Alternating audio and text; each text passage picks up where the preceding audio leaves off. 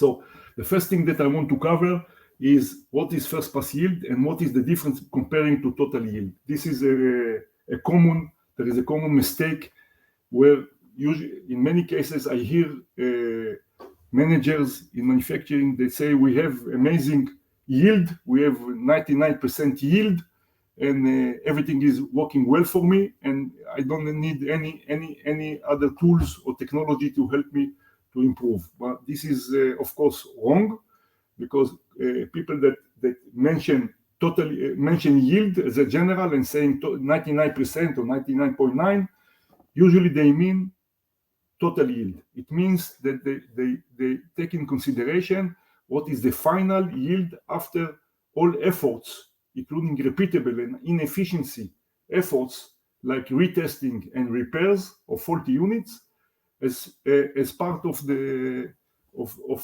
calculation. So at the end of the day, it doesn't matter how much effort we put to get the product in a good quality. It doesn't matter how much effort. The final outcome of testing the unit, if it's okay, then it's considered as a yield. But actually, this is total yield, okay? And this is less interesting for us. What is more interesting for us is first pass yield.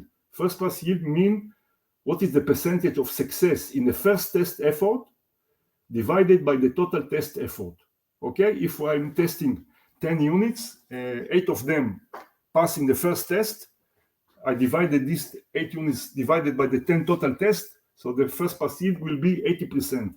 It means that 20% of my efforts related to inefficiency.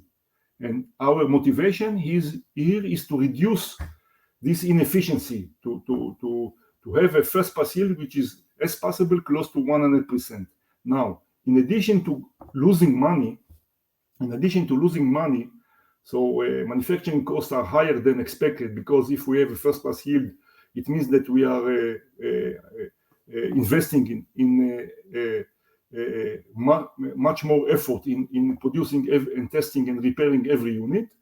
It's also have an impact over the capacity of our production, because if we have resources to allow us to produce, let's say, 1,000 units per day, but because we are not efficient and we are running a lot of retests and a lot of repair of units, eventually we are able to manufacture 800 units instead of 1,000 units. It means that the lack of good first pass yield has a direct impact over the capacity of our production. It also related to recall. So, the fact that we have a high total yield and low first pass yield, it's not like only a matter of money, a matter of inefficiency of extensive activities that are not efficient, like retest and repair. Sometimes, okay, and it happened many times, some of the units that are retested or repaired and then retested are by mistake identified as good units, but actually they are not good units, or they are very limited according to the required technical specification of the unit, and they will be delivered to the market, and they will be found defective by our customers. So having a low first pass yield, it's not only a matter of money, a matter of investing much more money in getting units ready to be delivered. It's also related to the quality of the units that are being sent to the market. Okay, so this has a direct impact over recalls, and of course it has an impact over sales. So low first pass yield is of course very, very big problem. And you see this where you hear from time to time in the news about recalls. Now, when I'm talking about recalls, I'm talking about the best companies in the market. This is just these 4 companies: Mercedes, Toyota, Telsa, and Samsung are just some examples.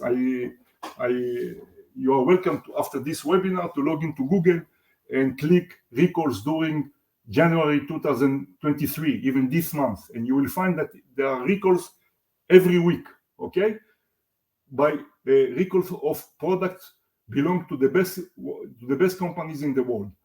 This is mainly because of bad first pass yield, where you are not able to control your manufacturing process in a good way. Okay, so I think that we can conclude the fact that first pass yield is extremely important for us to monitor quality and efficiency in our manufacturing process and prevent